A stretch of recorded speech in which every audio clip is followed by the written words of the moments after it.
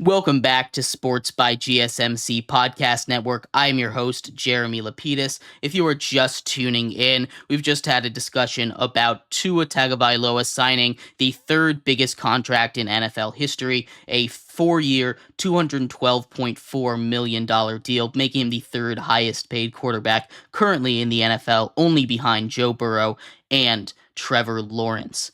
We're going to get back to that if you guys have any more questions on that, but we are going to take a quick look at the MLB as the trade deadline really has been heating up. We had a bunch of major trades take place over last night and this afternoon heading up to our live show, including the headliner of them, the Rays trading away Randy Arozerana to the Mariners, a huge move for them. We will talk about that move as well as Zach Eflin being traded, Austin Hayes being traded, and a couple of other moves as well. But before we get into all of that, remember, if you would like to be an even bigger part of the show than you already are, all you need to do is go to gsmcpodcast.net. Leave a tip or donation with a message in it. That message should pop up on the bottom of the screen for you, me, and everybody else around the world to see. If you do have a burning question about sports, anything at all that you would like to ask, go ahead and throw it in the comments, throw it in the chat. I will get to it as soon as I possibly can. I appreciate all of you guys for sticking around, talking some sports with me here on a beautiful Friday afternoon. But like I was saying, we are going to get into a little bit of the MLB real quick as the MLB trade deadline continues to heat up. And the big one, at least so far, has been Randy Arozarena of the Tampa Bay Rays, or I should say formerly of the Tampa Bay Rays, officially being traded to the Seattle Mariners. The Seattle Mariners get what they desperately needed, a bat.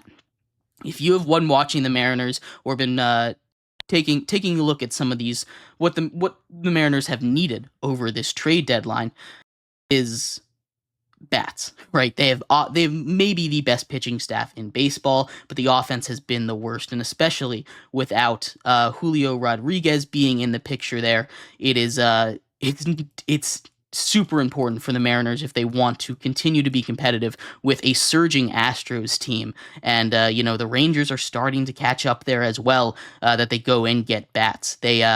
They went and made this trade, and it's an interesting spot for the Rays more than the Mariners. Obviously, we understand this from a Mariners point of view. They don't give up too much, honestly. They give up their 12th and 22nd prospect and a player to be named later, or a player to be named last, as Jeff Passan put it there, but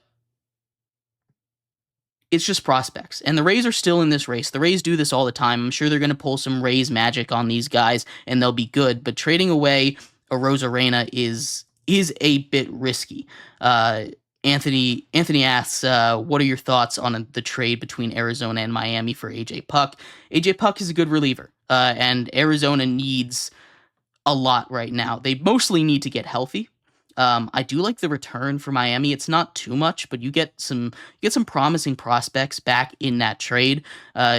Miami is a team that needs everything, right? They traded away Luis Arias. They're going to trade everything that isn't bolted down right now. I'm curious how much they get for Jazz Chisholm. He's a guy that I think they could get a good amount for. And they'll be healthier next season. Obviously, their strength is pitching. They get some outfield hitting prospects, which batting. Again, they're kind of like a less developed Mariners situation where, in a perfect world, if Miami is perfectly healthy, they've got a great pitching staff, led by Cy Young winners, and potential Cy Young winners. But it's not the case right now. Anthony asks, what team do you think fits with Miami in turn for a trade with Jazz Chisholm and Tanner Scott?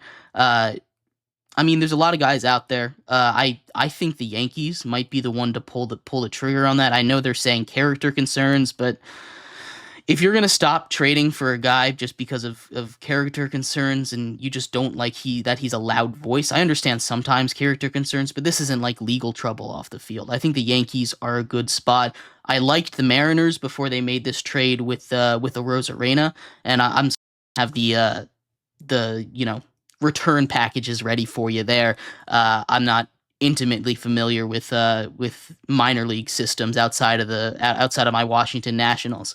But maybe the Braves go out and get a guy like Jazz Chisholm. We've seen the Orioles we've seen the Phillies now trade uh, Sir Anthony Dominguez, a trade. Excuse me. Oh my god. I might have lost here for a second. All right, we're back. All right. I apologize about this. The internet here at my apartment is not going too well. But we're talking about the MLB trade deadline right now.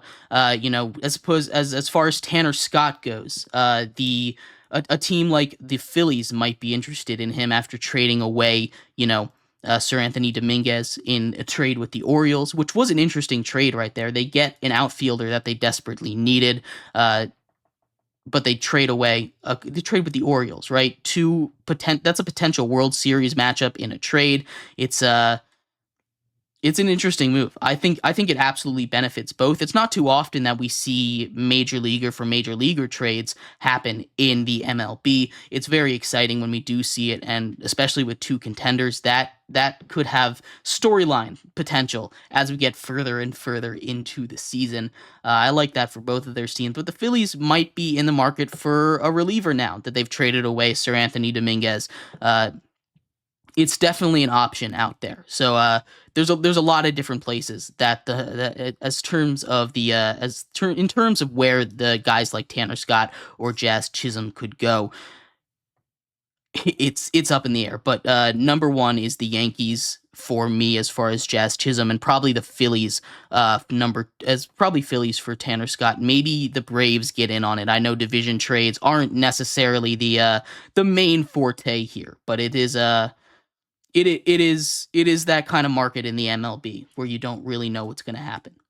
But anyway, outside of Randy Arozarena, the Rays made another massive trade, again with the Orioles. The Orioles have been active in the trade market, trading for Zach Eflin. Zach Eflin, who coming from the Phillies just a couple seasons ago, he is having a down year. That doesn't mean he can't turn it around, and the Orioles desperately needed starting pitching. They needed a guy after John Means goes down with Tommy John. Kyle Bradish goes down with his injury. They're down two starters, and as they get to the playoffs, those starters are going to be more and more important. That's their big weakness. There's not too many weaknesses with this Orioles team, but they are able, at this point, to go and get a couple. To go and get a couple of arms. Anthony asks he needs a team that has the best farm system. That's probably the Orioles. The Yankees, I've heard, are willing to talk about their top prospects. You're not going to get top prospects for Tanner Scott and Jazz Chisholm, unfortunately. And it doesn't matter where you go, you're not going to get the top prospects from any of these guys. If you're looking for a team that might give you those top prospects, the Yankees are the most desperate. I know it's not you might be able to, you're probably not going to get their top two guys, but they're the most desperate. They're the one you're probably going to get the most out of in a trade because they are currently nosediving and they need to stop the plug.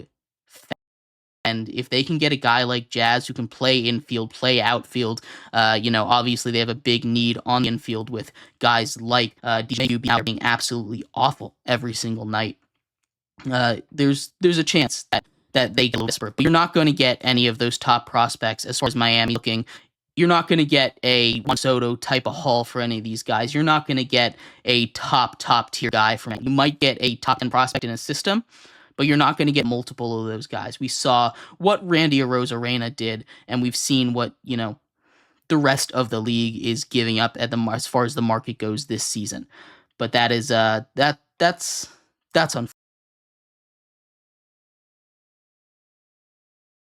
unfortunately where they're at. If Scott and Chisholm go together in the same trade,